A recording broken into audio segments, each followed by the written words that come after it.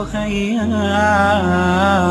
ورتل القرآن اصبح بصوتك اسمع الأكوان اقرأ كلام الله داوين. Bismillahirrahmanirrahim. On behalf of Islamic Research and Educational Foundation, myself Mansoor, welcome Janab Abdul Karim Khan Sahab, the retired IAS, and all the dear brothers and sisters at IREF office premises to hear the series of Darse Quran that is being delivered by Brother Imran. Before I call Brother Imran, I would like to give the introduction of Janab Abdul Karim Khan Sahab.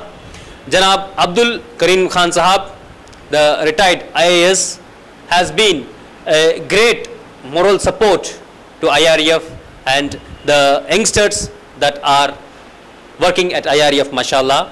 He is the father of the additional DG, additional Deputy General of Police, Mr. AK Khan, Abdul Qayyum Khan, who is right now additional DG Administration and also handling the entire media on behalf of Police Department. Alhamdulillah, Janab Abdul Karim Khan Sahab have visited IREF time and again, and he has participated in the various major programs that IREF have conducted, and he has supported the right cause that is taken at IREF in the right perspective. We welcome Janab Abdul Karim Khan Sahab at our IREF office. Now, Brother Imran on Darse Quran in English. Brother Imran. Alhamdulillahi wahda wa salatu wa salamu ala man la nabiyya ba'da wa ala alihi wa ashabihi ajma'in. A'udhu billahi minash shaitanir rajim. Bismillahir rahmanir rahim. Afala yatadabbaruna al-Qur'an walau kana min indi ghayrillah lawajaduhu fi ikhtilafan kathira. Bismillahir rahmanir rahim. Rabbish rahli sadri wa yassir li amri wahlul uqdatam min lisani yafqahu qawli. Amma baad, Janab Abdul Karim Khan Sahab, Brother Mansoor, the Master of Conduct, and all my dear brothers and sisters, I welcome all of you with the Islamic greetings. Assalamu alaikum wa rahmatullahi wa barakatuh. Meaning, may the peace, mercy and blessings of Almighty God, Allah subhanahu wa ta'ala, be on all of you. As a recap to all of you, mashallah, about 3 weeks back, I had discussed about the hadith of beloved Prophet Muhammad sallallahu alaihi wasallam, recorded in Sahih al-Bukhari, volume number 6, hadith number 513 and 514, narrated by Usman radiyallahu ta'ala anhu, that the beloved Prophet Muhammad sallallahu alaihi wasallam said, the Quran was revealed to him in 7 ahruf, and in fact then I in detail discussed what 7 ahruf mean, and then I informed all of you that there is a Christian allegation on the internet and in several books that the Quran that the Muslims are reading today, out of the 7, in which ahruf are they reading, and is it that the 7 ahruf exist still, and if this is 1 ahruf that you are reading, where are the remaining 6 ahruf? I answered this question in detail as a part of my dars and as a part of an answer to their allegation. Then the next week after that, that is about 2 weeks back, I discussed in detail about the allegation by the non-Muslims that the Quran that the Muslims are reading today is not the one that was revealed to Prophet Muhammad sallallahu alaihi wasallam, but it is the one that has been altered, that has been changed by Usman radiyallahu ta'ala anhu, may Allah forbid, na'uz billah, and the one that was revealed to Prophet Muhammad sallallahu alaihi wasallam was burnt away by Usman radiyallahu ta'ala anhu. That is one more major allegation by the Christians, and 2 weeks back I discussed this allegation and answered it as part of my Darse Quran in detail. Then last week I discussed about another allegation on the Quran, that you Muslims, you say that Prophet Muhammad sallallahu alaihi wasallam is an illiterate, was an illiterate, and the Quran too confirms that he did not know how to read and write. He was an unlettered prophet. This is confirmed by Encyclopedia Britannica also, which says that according to all the historical information that we have on the life of Prophet Muhammad sallallahu alaihi wasallam, he is said to be an illiterate person, a person who does not know how to read and write. So, the very first ayat, when you are asked what was the first portion or what was the first ayat to be revealed to Prophet Muhammad, all of you Muslims unanimously say, Iqra bi ismi rabbikal ladzi khalaq. From Surah Al-Alaq, Surah number 96, ayah number 1. So the question is, if the Prophet was unlettered, and if the Quran itself is testifying in Surah Jumu'ah, Surah number 62, ayah number 2, and in Surah Araf, Surah number 7, ayah number 157, then didn't Allah subhanahu wa ta'ala know that Prophet does not know how to read and write? Then why did he say Iqra, read? And the Prophet, according to the hadith in Sahih al-Bukhari, volume number 1, hadith number 345, narrated by Aisha radhiyallahu ta'ala anha, in reply to Jibreel alayhi salam, 3 times he says, Ma ana bi qari'in, I don't know how to read. Didn't Allah know this? So that was the allegation that I answered again in detail last week, and along with that I also answered another major allegation on the Quran by the non-Muslims, that was the Quran revealed at one single time or was it revealed in stages? Meaning that was the Quran, the 114 surahs of the Quran, which have about 6,666 ayah, were all of them revealed to the Prophet in one day, in 1 hour, in one single time? Was it given as a text to the Prophet sallallahu alaihi wasallam, take this is the Quran, preach it? Or was it revealed in stages? So unanimously all Muslims, without any dispute, the 92% Sunni Muslims and the 8% Shia Muslims of the world, they unanimously agree that the Quran was revealed to Prophet Muhammad sallallahu alaihi wasallam in stages for a period of about 23 long years. Now the question is, if that be true, then when you people read the glorious Quran from Surah Baqarah, Surah number 2, ayah number 185, where Allah said, Shahru Ramzan al-Lazi unzila fihi al-Quran. Ramzan is the month in which Quran was revealed. And when you read, Inna anzalnahu fi Laylatul Qadr, Laylatul Qadr is the night in which the Quran was revealed.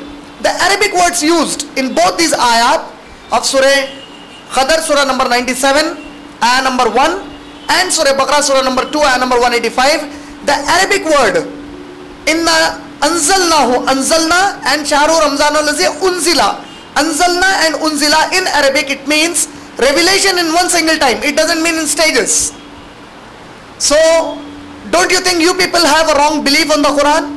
And if you say no, we don't have a wrong belief, and if you know the references in the Quran from Surah Nahl, Surah number 16, ayah number 103, Surah Bani Israel, Surah number 17, ayah number 106, and Surah Furqan, Surah number 25, ayah number 32, where Allah said we revealed it as Tanzeel.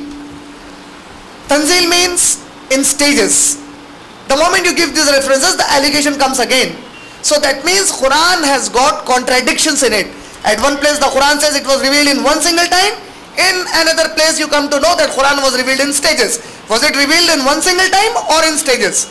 This allegation again, the last week in detail I clarified this allegation also about Inzal and Tanzeel, and I said that when Allah says it was revealed in one single time, it means from Lawh Mahfuz, the slate on which the destination, on which the taqdeer of the entire universe is written, the Lawh Mahfuz which is with Allah subhanahu wa ta'ala near the Arsh, from that place, according to Tafsir Tabari, the Asar or the saying of Ibn Abbas radhiyallahu ta'ala anhu is recorded there, and Shaykh Albani rahmatullah alayh, he said it's a Sahih Asar, it's a Sahih saying of Ibn Abbas radhiyallahu ta'ala anhu. He said that from Lawh Mahfuz, the Quran was revealed to one of the 7 skies in one single time. The entire Quran came on one of the skies in the month of Ramzan in Laylatul Qadr in one single time. And from one of the skies to the Prophet sallallahu alaihi wasallam, it was revealed in stages of 23 long years. So that is what the Quran mentions there. Today, in fact, I would like to discuss how scientifically most of you, because our youth are into your colleges where you have a lot of interaction with your non-Muslim friends, or might be you people surf the internet, browse the internet, where you browse the websites, where you might come across some websites of the Christians, where you find allegations, or while you're online chatting, they might pose questions to you that say, in short, can you scientifically prove the Quran to be the word of God?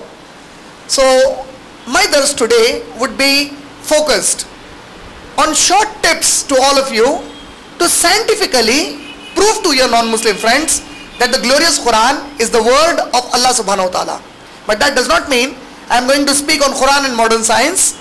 I am saying some scientific methods that includes reasonings, logics, explanations based on evidential facts, which you can present to your non-Muslim friends in order to convey to them and in order to convince them and invite them to Islam to believe in the glorious Quran as the word of God.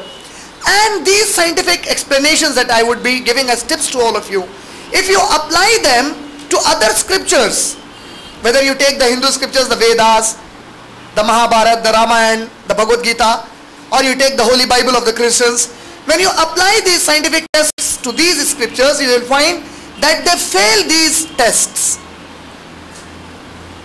To begin with, the most common similarity or the most commonality which Muslims and non-Muslims have regarding the Quran, do you know? Muslims and non-Muslims are in agreement about a particular subject of the Quran. Both agree, they don't have any difference of opinion on this. Both the Muslims and the non-Muslims together agree that the Quran was for the first time heard in Arabia, and it was proclaimed by an Arab by the name Muhammad sallallahu alaihi wasallam, and this was the year 610 Christian era. There is no difference on this. Both Muslims and non-Muslims agree to this fact. But their allegation is, this book that was spoken by Muhammad sallallahu alaihi wasallam in the year 610 Christian era, when Prophet Muhammad was about 40 years old, at that time when he spoke it for the first time, it was not on behalf of the Almighty God, but it was on the behalf of his own self, for he wanted to cheat the people. The moment you ask them, why did he want to cheat the people? A person living amongst the Arabs for 40 years of his life, and the same Arabs calling him by the titles Al-Amin, meaning the most trustworthy, calling him As-Sadiq, meaning the most truthful. Who called them? The same Makkan people called him. They were so confident about his honesty and truthfulness that they gave him the titles as Al-Amin and As-Sadiq, the most trustworthy, the most truthful. All of a sudden, why would he speak a lie? They claim might be he wanted some wealth, but that can't be true. Reason, if you analyze the life of Prophet Muhammad sallallahu alaihi wasallam, you will find that he married Khadijatul Kubra radhiyallahu ta'ala anha, who is his first wife, at an age of 25 years. But the prophethood he claimed at the age of 40 years. That is 15 years before he started to claim that I have been chosen as the messenger of Allah. 15 years he lived as the husband of Khadija radhiyallahu ta'ala anha. And Khadija radhiyallahu ta'ala anha was a business tycoon of that time. She was a very rich businesswoman of Arabia, meaning wealth was not a requirement for the Prophet. His own wife Khadija radhiyallahu ta'ala anha was a business tycoon of that time.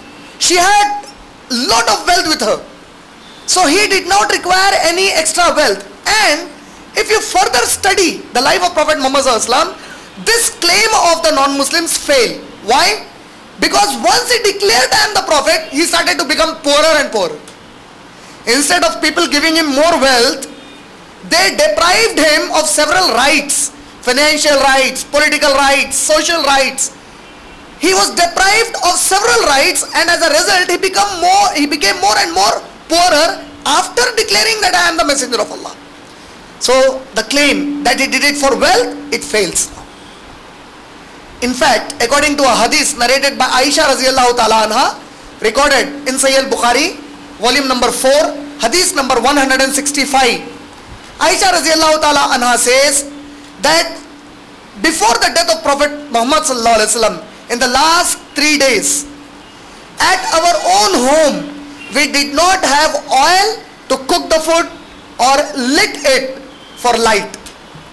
And we had to take the oil from our neighbors. We had to borrow it. And the Prophet, before his death, according to volume number 4, hadith number 165, narrated by Aisha Raziyallahu Ta'ala Anha, Sahih al-Bukhari, she says the Prophet, he had submitted his armor with a Jew in order to borrow some money. As a trust, he kept his armor with a Jew to borrow some money. Meaning, if wealth was the condition, this isn't true. The other reason being, at the time when Prophet Muhammad SAW died, his own companions, his own Sahaba, who were so obedient to him, that the moment he commanded that give your life for the cause of Islam, they were ready to give their life. But at the time he died, they became so rich. Abdul Rahman bin Auf Raziyallahu Ta'ala Anhu, he was so rich that 7 camels were carrying gold on them as a profit for Abdul Rahman bin Auf Raziyallahu Ta'ala Anhu. Usman Raziyallahu Ta'ala Anhu was a very rich businessman. Abu Bakr Siddiq Raziyallahu Ta'ala Anhu was a very rich businessman. There were great rich Sahaba Akram. Had the Prophet ﷺ wanted, he would have asked the wealth from these people instead of borrowing it from the Jew. But because the Prophet ﷺ was highly self-esteemed, he did not like that he should ask his companions to donate him something. Instead, he did it for himself. He kept his armor with a Jew and took the money from him. All this from the life of Prophet Muhammad ﷺ disclaims and disproves the allegation that the Prophet declared himself as the messenger and proclaimed the Quran to be the word of God so that the people make him more wealthy.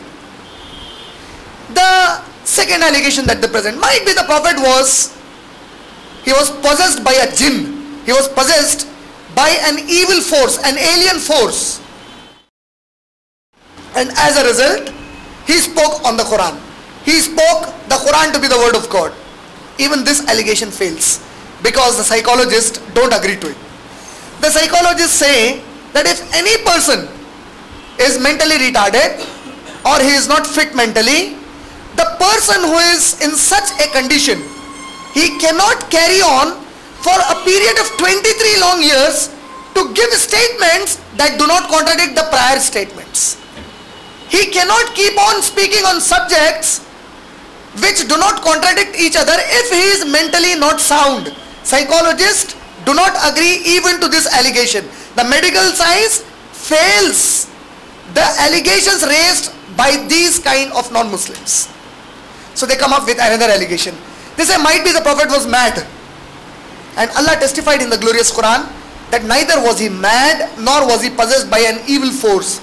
As mentioned in the glorious Quran, in Surah Araf, Surah number 7, ayah number 184, in Surah Qalam, Surah number 68, ayah number 2, and in Surah Takwir, Surah number 81, ayah number 22, where Allah said neither was the Prophet possessed by any evil force nor was he mad.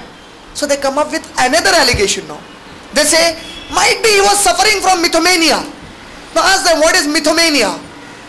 Mythomania is a condition of mental illness where a person speaks lie, and while he is speaking lie, he does not realize that the people in front of him can realize that he is speaking lie, and he keeps on boasting whatever he is willing to boast. For example, suppose some of you who are not aware who the President of America is, you have not seen him, and suddenly I come inside to claim that I am President of America.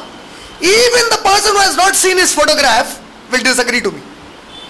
You will say, President of America, what will he do at IREF?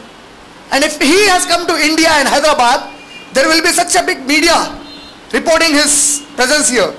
So this fellow is telling a lie. Might be he is mad. And if such a patient is taken to a psychologist or a psychiatrist for treatment, the psychiatrist and the psychologist, what they do is, they immediately don't say that you are wrong. They say, okay, you are the President of America, sir, please sit down. Now they ask questions which are relevant to the protocol of the President. For example, they will ask him, sir, where is your convoy? Where is your security? Sir, how did you travel? In a rickshaw? Mercedes-Benz? Rolls-Royce? These are the questions they pose to make that person, treat that person. But in the life of Prophet Muhammad sallallahu alaihi wasallam, when he was declaring himself, proclaiming himself to be the messenger of Allah and reading out the message of the Quran to them, there were several non-Muslims who came to the Prophet sallallahu alaihi wasallam asking several questions, and none of the question was unanswered by the Prophet. Every question he answered with great reasoning and logic, and none of his answers ever contradicted his previous statements. So even this theory fails. In fact, I say that the non-Muslims who disbelieve in the Quran to be the word of Allah are actual mythomaniac patients. Why? They are telling a lie that Quran is not the word of Allah, and they are insisting in their belief.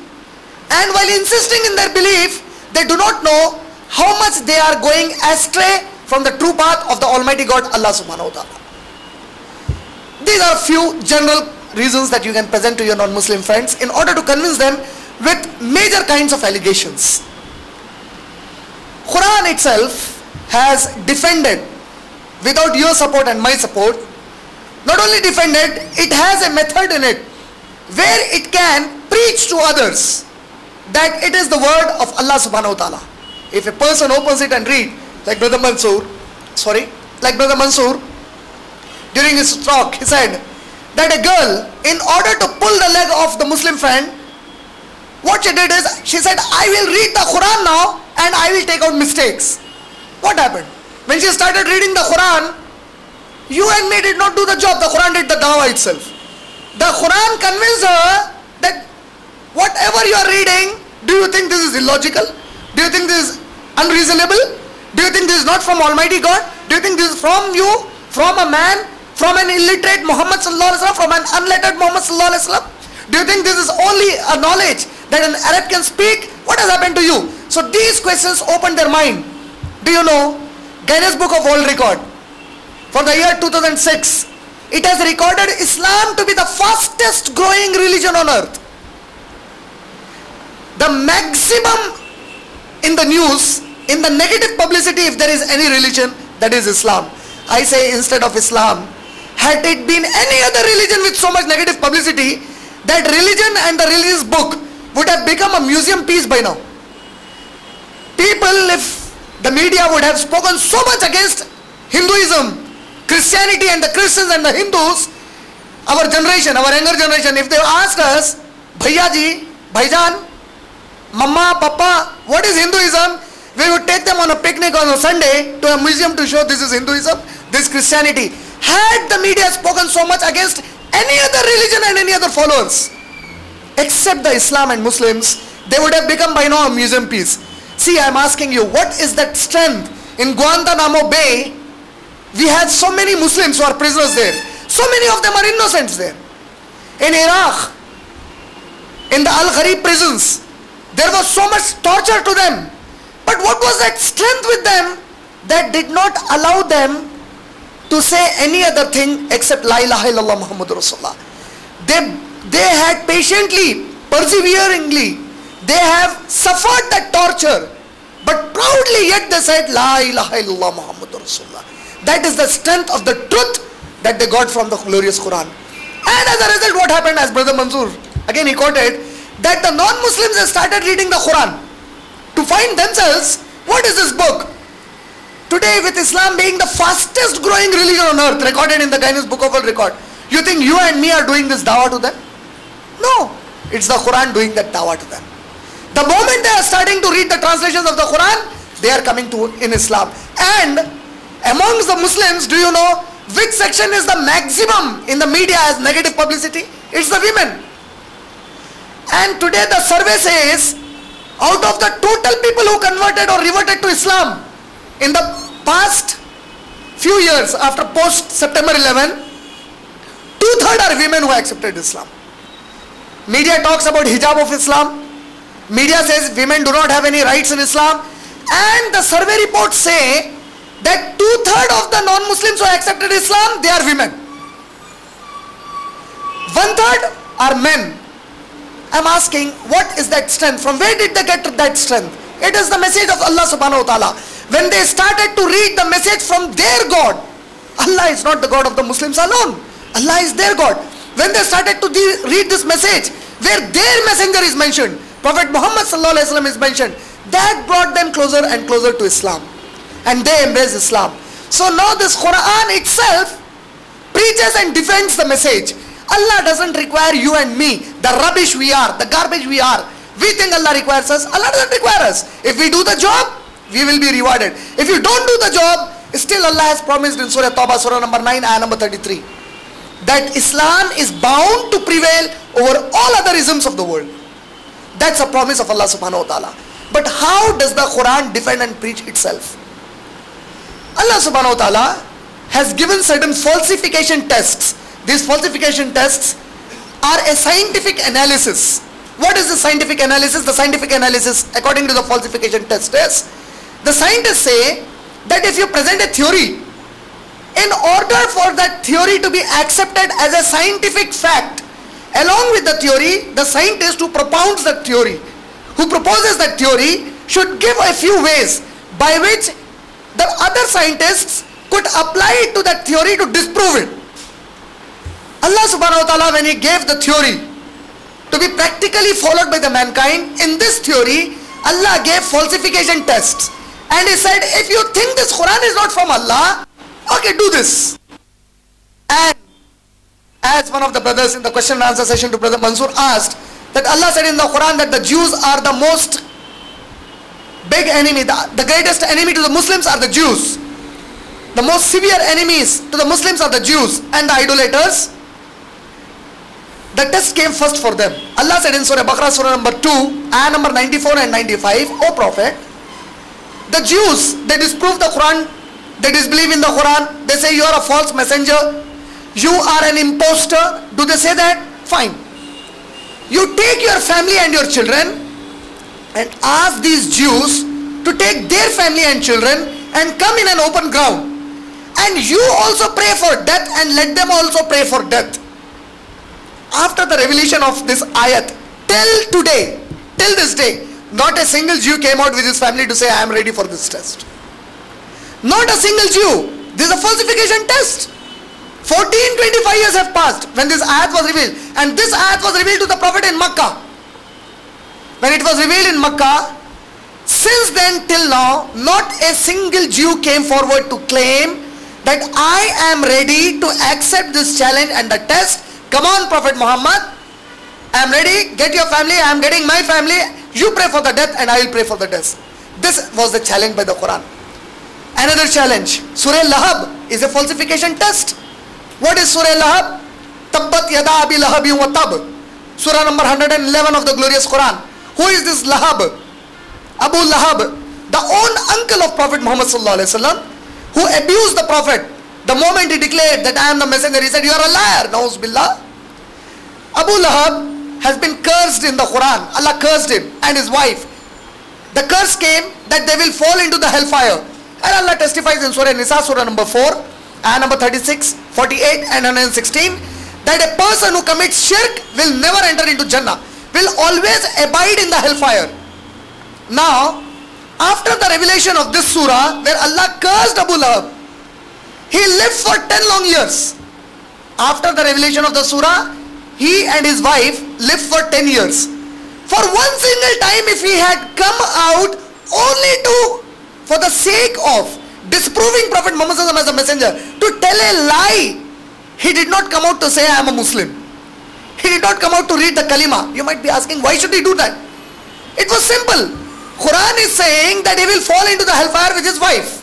And Quran says a Muslim, if he has committed any errors, any sins, minor or major, except shirk, the Prophet said, Allah says, if my servants come to me with sins as major as from the heavens to the sky, but in those sins, if they had not committed shirk with me, if they had not associated any partner with me, for whomsoever I will forgive them their sins.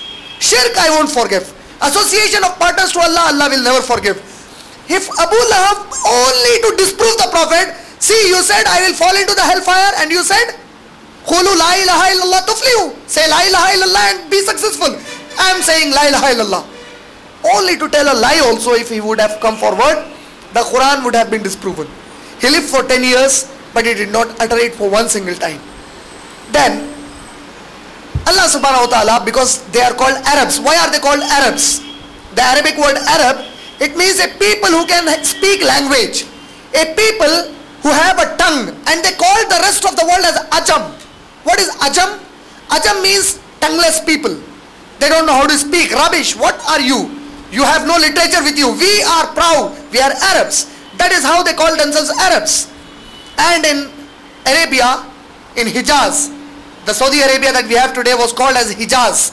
At the time of Prophet Muhammad sallallahu alaihi wasallam, there were great Arab poets like Imraul Khas. Imraul Khas was one of the great poets. Like in Urdu we have Allama Iqbal.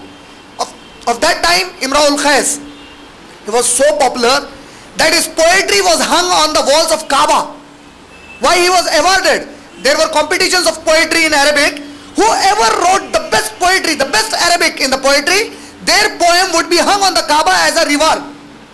Several times his poetry was hung on the Kaaba. So Allah said, okay, O Prophet, these people know you for 40 long years. They know that you are an illiterate.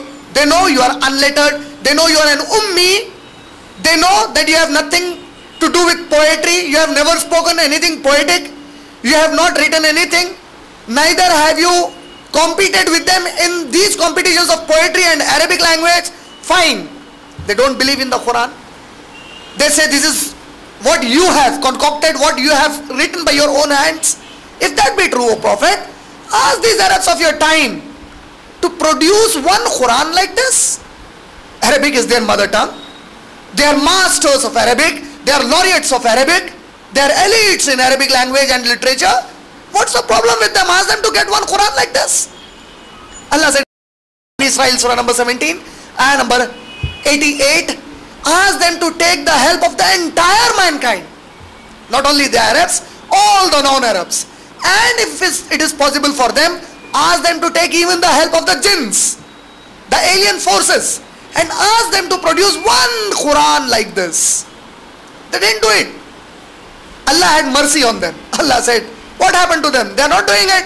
Fine, I will simplify for them. Allah said in Surah Hud, Surah number 11, ayah number 13, if they can't get the entire Quran, O Prophet, ask them to get 10 surahs like the Quran. Surah Fatiha, Surah Baqarah, Surah Al Imran, Surah Nisa, Surah Ma'idah, Surah Anam, Surah Araf, Surah Anfal, Surah Tawbah, Surah Yunus. Ask them to get 10 surahs like the Quran. Still they failed. Allah again had mercy on them.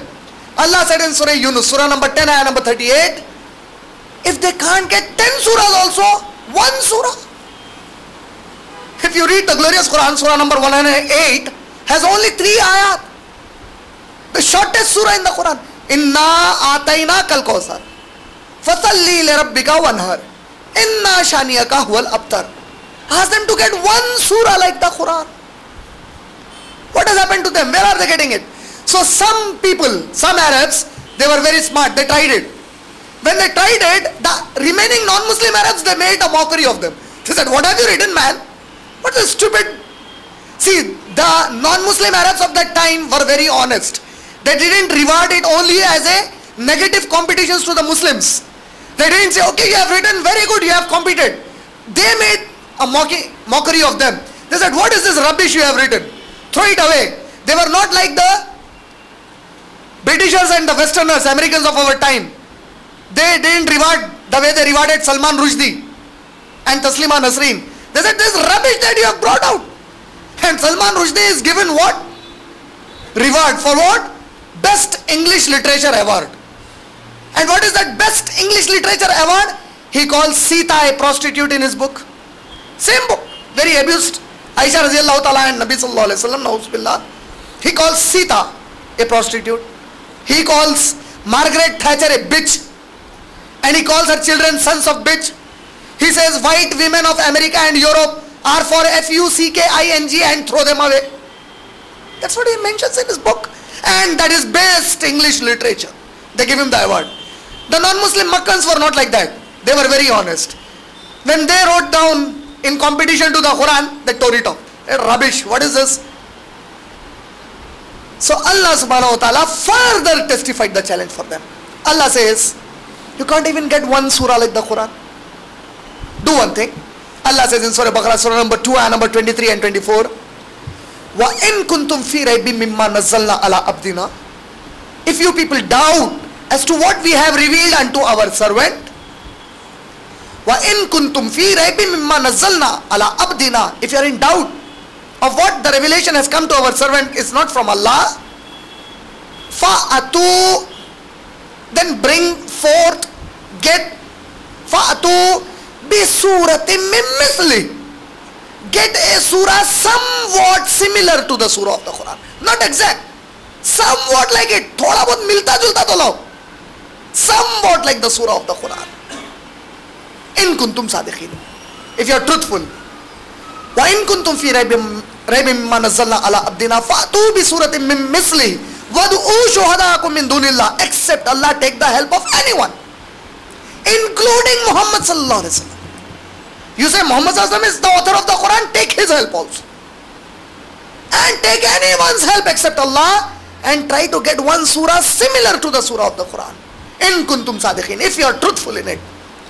And then Allah gives the counter challenge, fa illam taf'alu, but if you cannot do that, walan tafalu, for a surety you cannot do it, fattaqun nar allati khuduha an-nas wal hijara, then fear the fire of hell whose fuel shall be men and stones. Uiddat lil kafirin, it has been prepared for those who reject the truth, who disbelieve in the Quran. 14-25 years have passed, they couldn't do it. So there is an allegation on this on the internet for all of you to be aware. Now when you go on the internet and if you give these challenges, you will find there is an allegation by the Christians. They say the Muslims first tell us to measure it with a scale. The moment we measure some line with a scale, they say that's not the right scale. What the point? मुसलमान हमको कहते हैं कि एक scale से एक line उतारो, जब हम वो लाइन वो स्केल के मेजरमेंट से उतारते हैं तो कहते हैं वो स्केल सही नहीं है. They are trying to tell you that Anish Shorosh, who had the debate with Sheikh Ahmad Deedat rahmatullah alayh, and Sheikh Deedat washed him out totally, and along with him his whole faith and his scripture was totally washed out. So that fellow, he wrote a book and he said, you see, I have accepted the challenge, I have written it. And when it was disproved by many people, he said, you see, Muslims bolte ke scale se line dalo, phir scale badal gayi bolte. And if some non-Muslim comes up, see, I have written a book which is not the word of God and it is in competition to the Quran, these Muslims are terrorists, they will kill us. What do you mean? Unfortunately, I am bringing in notice for all of you, unfortunately, many Muslims, when they speak this challenge, when it was asked to them, what does the challenge mean? Does it mean Arabic grammar? Majority of the Muslim scholars, they said it means Arabic grammar. But Quran didn't say on the basis of grammar. When Allah gave a challenge, Allah didn't say, ask them to produce a surah like the Quran on the criteria of the grammar Quran has used. That's not there. But you will find majority of the scholars giving the answer related to grammar. So what these fellows did is, they made a book with perfect grammar and they said, you see, we have made it. And when you don't accept, that's what they are saying. They are not accepting it. They said it should be grammar. Now they say it's not the challenge. This is not perfect. The Quran never said it's just grammar. Quran gave a universal challenge. For example, I will tell you, when Allah says, Inna atayna kal kawthar. So now if you get something, it should be as truthful as the Quran. Allah subhanahu wa ta'ala can give somebody a kawthar. Now you get something, I will give it to you. What will you give? And is it equivalent to the kawthar? And have you seen the kawthar? Do you know the unseen? Do you know what will happen later? Whatever you speak, it should not be a competition of words alone. It should be perfect knowledge. It should be unseen knowledge and it should not go wrong. The grammar should be perfect. The message should be perfect. It should be very clear. In few words, big message is mentioned. Fasalli li rabbika wanhar. It should have that impact. Pray for Allah subhanahu wa ta'ala and sacrifice in the name of Allah. If you write anything, do it for me. Who will do it for you? That is a universal competition.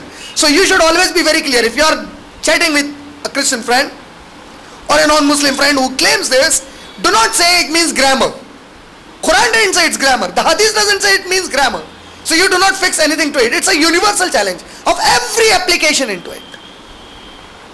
Now, apart from this, the Quran gave in several places an exhausting alternative test. This should be the final part of my dars for today. Quran gave an exhausting alternative test. What is this test? Again, it's a scientific test. What is the scientific test? It says that if you want to reject something that is being claimed, in order to reject it, you should give evidences for your disproving of the claim, and at the same time give an alternate to it. I'll give you an example.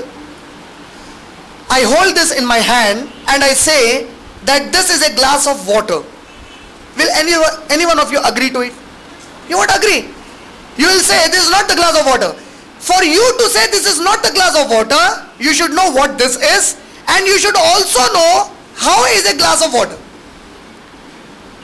If you want to reject that, Imran bhai, this is not a glass of water, so then you should be able to tell me what is this then. So you should be telling me this is a pen, this is the definition of the pen, and you should also tell me how a glass of water is. So Quran, mashallah, gave a theory of exhausting alternative tests to the non-Muslims.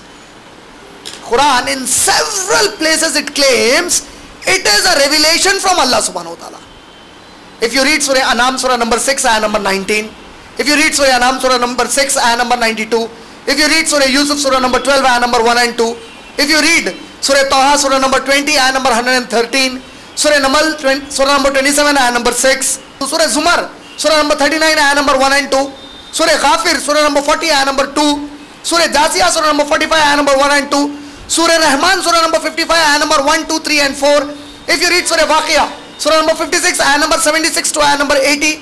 Surah Insan or Surah Dahar, Surah number 76, ayah number 23 and 24. In all these places Allah said this is a revelation from Allah subhanahu wa ta'ala. Now if you want to say this is not from Allah, you will have to say two things. If this is not from Allah, then what is this?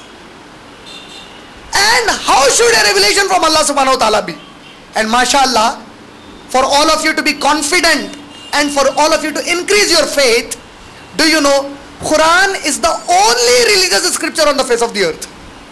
Let me reiterate it. Quran is the only religious scripture on the face of the earth that claims about itself that it's a revelation from Allah. This is the only book that says it is a revelation from Allah. You read the Bible, the word Bible is not there. The Bible nowhere says it's a revelation of God. The Bible nowhere says Bible is the word of God. You read any Hindu scripture, Buddhist scripture, Jain scripture, you read any religious scripture of the world except the Quran. You will find except the Quran, there is no other book which says it's a revelation from Allah subhanahu wa ta'ala. And if some people come out to say that we are not Arabs, how can we accept all these challenges? I would like to conclude my talk by giving the final challenge to all the non-Arabs and the Arabs. I would like to recite the ayat with which I started my talk, where Allah subhanahu wa ta'ala said in Surah Nisa, Surah number 4, ayah number 82, أَفَلَا يَتَدَبَّرُونَ الْقُرْآنِ. Do you people not read the Quran with care? Do you people not ponder on the Quran? وَلَوْ كَانَ مِنْ عِنْدِ غَيْرِ اللَّهِ. Had it been from anyone except Allah, لَوَجَدُوهُ فِي اخْتِلَافًا كَثِيرًا. For a surety you would have found discrepancies in it. You would have found differences in the message in it. You would have found contradictions in the message in it. And mashallah, for the past 14-25 years, with an evidence, with a perfect claim, nobody has come out with contradictions in the Quran. And for a surety, inshallah, till Qiyamah, nobody can come out with it. Because the Quran is the only 100% verbatim word of God revealed by the only true God, Allah subhanahu wa ta'ala. Wa akhiru dawana anil hamdulillahi rabbil alamin. اقرأ أخيا ورتل القرآن اصبح بصوتك اسمع الأكوان اقرأ كلام الله